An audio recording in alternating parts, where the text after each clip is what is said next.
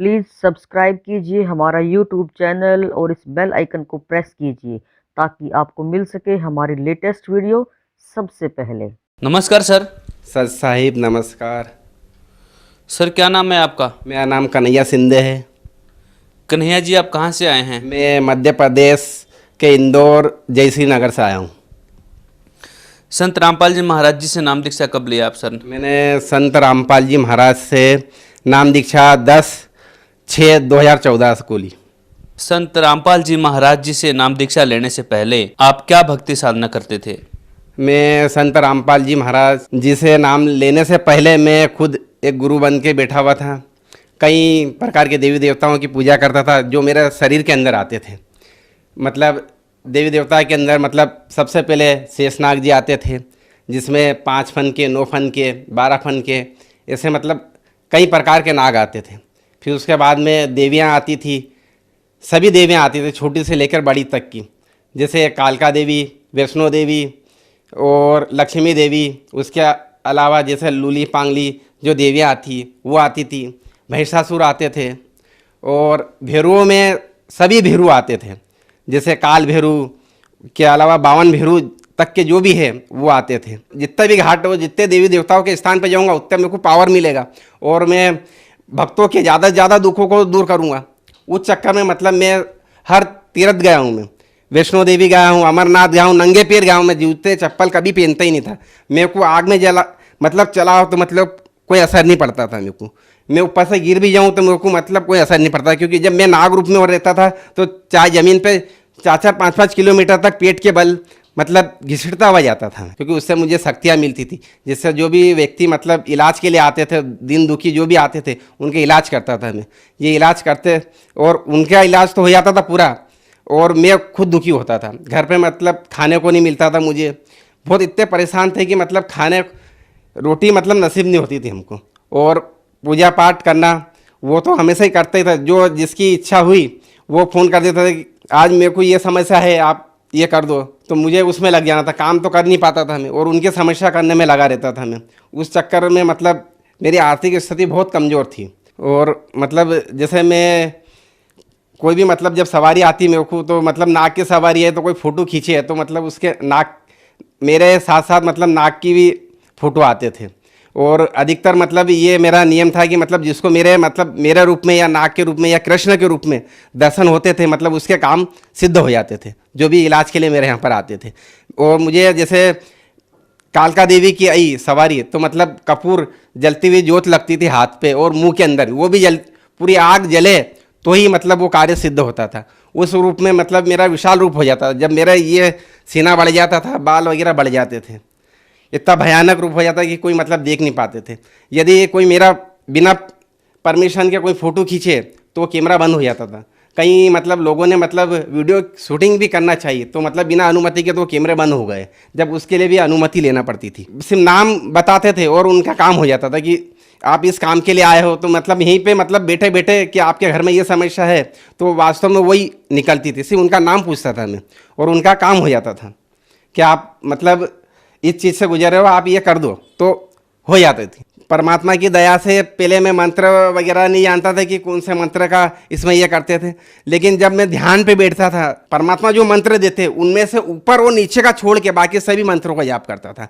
तो मैं जब मैं बैठता था तो ज़मीन से मतलब ये समझ लो 1-1.5 फीट मतलब ऊपर मतलब मेरा स्थान हो जाता था। मेरे जैसे जो जानकार व्यक्ति है, सिद्धि वाले हैं, उनको दिखता था। और उसके बाद में जो देवी देवताओं जो बैठते थे मेरे पास में, बस उनके दर्शन वो भी दिखते थे। मेरे हाथ में नाग उन्होंने लिपट जाते थे, कोई मणिधारी है। मैंने मणि देखी भगत जी, कुछ लोगों ने तो छोटी छोटी देखी होगी, मैंने इतनी बड़ी मणि देखी है। जैसे पुलिस वालों की जो बत्ती लाल बत्ती रहती इस टाइप की मतलब देखी, और ऐसी गोल गोल घूमती जब वो रहती है और नाग के ऊपर रहती है। क्योंकि मेरे पास तो लिपटते थे बड़े बड़े आके। नागों की दिवाली मनाई जाती, उस दिन मैं भंडारा खाता था, उस दिन मेरे कने सब देवी देवता आ जाते थे। और जो मतलब दिव्य दृष्टि वाले हैं मेरे जैसे तांत्रिक लोग, उनको दिखते थे। और मेरे यहाँ पर ऐसे छोटे मोटे तांत्रिक कहीं आते थे उस दिन कि इनसे हम ये विद्या चुरा के ले जाएंगे, इनको अजमा के ले जाएंगे, कहीं ये छोटा मोटा तो नहीं है। और मेरी भक्ति मतलब ये समझ लो कि काल में ही थी, पूर्ण रूप से मैं काल में जाने वाली ही भक्ति थी। और अब जो परमात्मा रामपाल जी महाराज जी की जो भक्ति कर रहा हूँ, ये मोक्ष वाली भक्ति कर रही हूँ मैं। बहुत से बोलते हैं कि जो मतलब दूसरों का दुख हरण करते हैं उनको तकलीफ भी होती है, मैं ये समझता था। लेकिन मुझे जब रामपाल जी महाराज के शरण में गया, जब मुझे मालूम पड़ा कि मैं दूसरों को अपने पुण्य दे रहा हूँ और उनके मतलब पाप ले रहा हूँ, इसलिए मेरे को ये तकलीफ है। जब मैं गुरु जी के शरणों में गया तो मैं इन दुखों से परिपूर्ण मतलब दूर हो गया हूँ। यहाँ तक कि देवी देवता आपके ऊपर आते थे, फिर ये भक्ति साधना छोड़ के फिर आप संत रामपाल जी महाराज के शरण में कैसे आए? क्योंकि वो अंधविश्वास की भक्ति थी इसलिए, और ये कुछ समय के लिए ही सुख दे सकते हैं। और परमात्मा जो रामपाल जी महाराज ये स्वयं कबीर देव के रूप में आए हुए, इनके मैंने दर्शन करे हुए, मैं उनसे नाम न लिया था, उसके पहले भी मुझे कई बार परमात्मा दर्शन चुके हैं। मैं जब भी मतलब स्नान करने जाता था नदियों घाटों में जो, तो वहाँ पर परमात्मा आकर बोलते थे कि बेटा तू ये क्या कर रहा है, ये गलत साधना है, तू क्यों अपने जीवन बिगाड़ रहा है।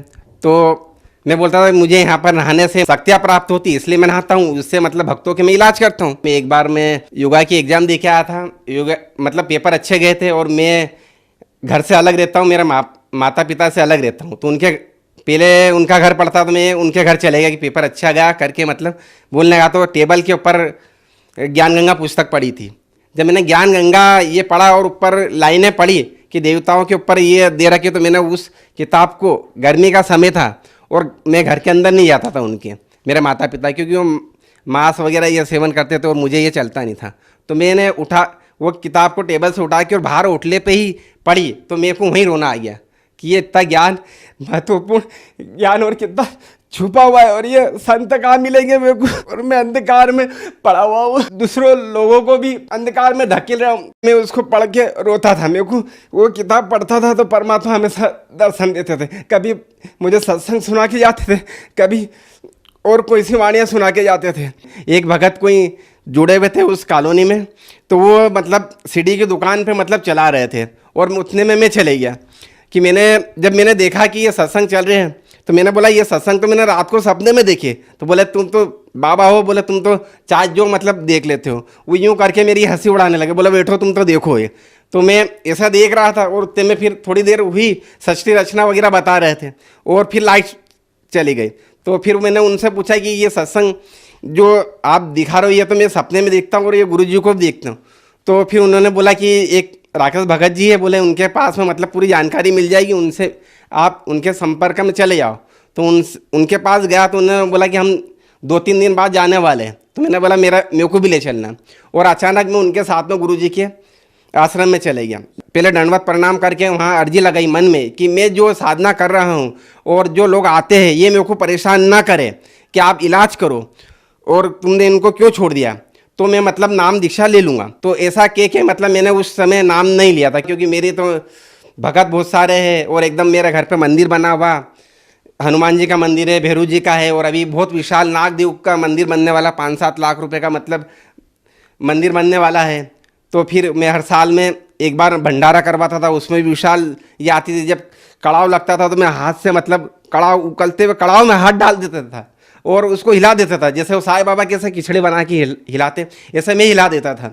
मुझे कुछ नहीं होता था, क्योंकि मेरे को तो पता नहीं अंदर की शक्तियाँ कुछ थी अपनी, तो उसमें कुछ असर ही नहीं होता था। परमात्मा रामपाल जी महाराज जी से जब अर्जी लगाई तो उन्होंने मतलब ये बिल्कुल क्लियर कर दिया, कोई भगत मतलब आया नहीं। जब मैंने नाम ले लिया तो कोई ने मतलब मेरे को बोला नहीं। और जो आते थे, फोन आते थे कि बाबा जी आप मेरा ये इलाज कर दो, तो मैंने उनको विनती कर दी कि आप रामपाल जी महाराज के शरण में चले जाओ, सबसे बड़े गुरु तो वो है, मैं तो कुछ भी नहीं हूँ, मैं तो पाखंडी हूँ, मेरे से कुछ नहीं बनेगा। मैंने सब छोड़ दी, मैं भी खुद चले गया हूँ परमात्मा के शरण में, आप भी जाओ। सबसे अच्छा ज्ञान और सबसे सुलभ सब सुविधाएं मतलब वही दे सकते, बाकी और विश्व में कोई नहीं दे सकते। मैं उन जितने भी भगत थे मेरे यहाँ पर जो भी आते थे इलाज के लिए, उन सबको यही प्रार्थना करता था। सर, संत रामपाल जी महाराज जी से जो भी श्रद्धालु जुड़ते हैं उन्हें कोई ना कोई आर्थिक, मानसिक, शारीरिक या आध्यात्मिक लाभ अवश्य होते हैं। आपको क्या लाभ प्राप्त हुए सर?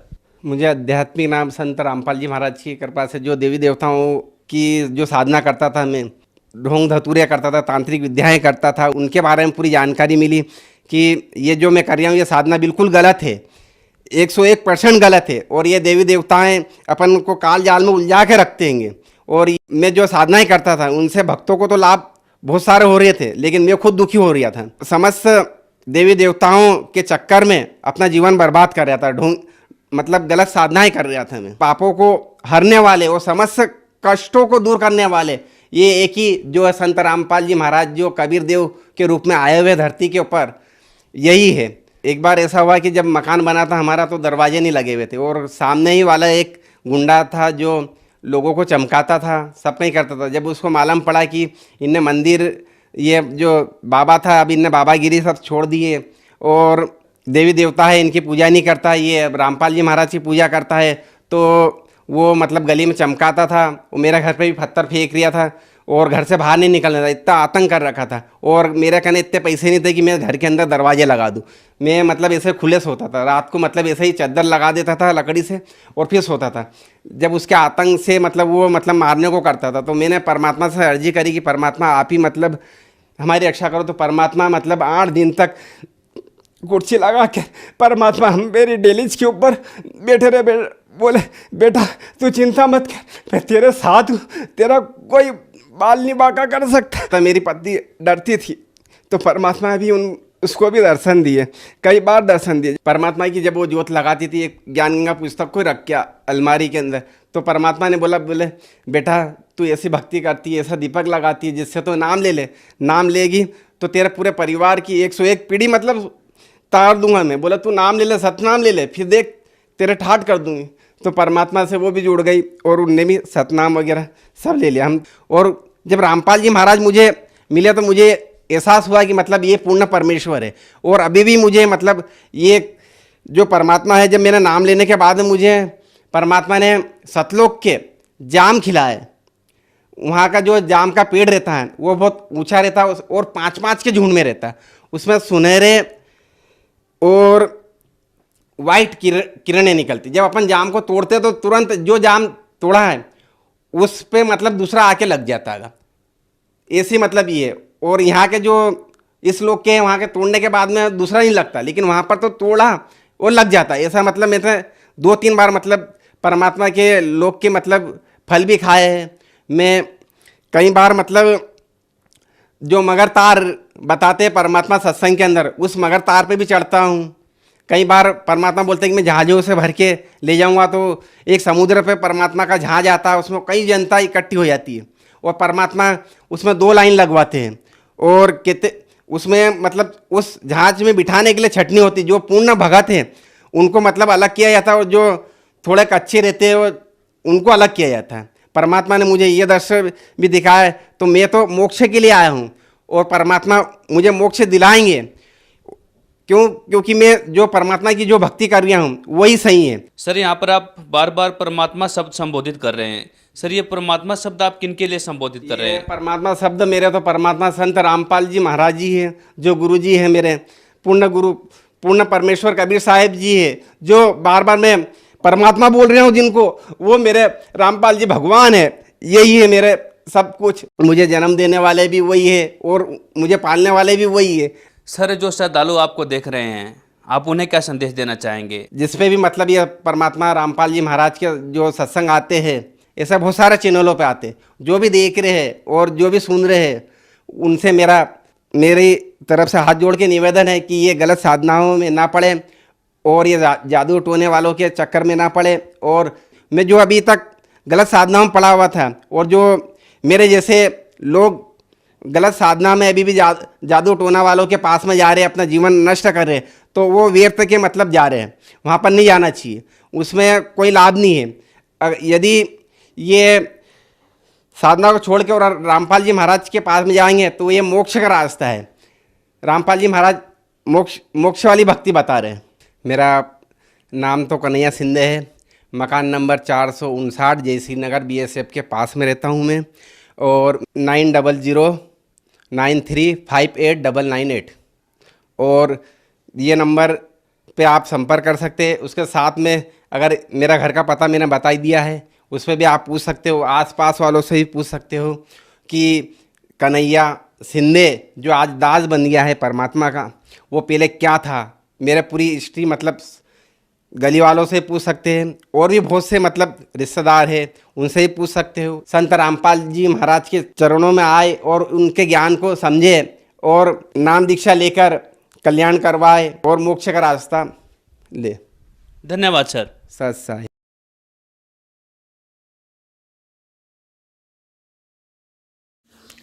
प्लीज़ सब्सक्राइब कीजिए हमारा यूट्यूब चैनल सत्य ज्ञान सागर।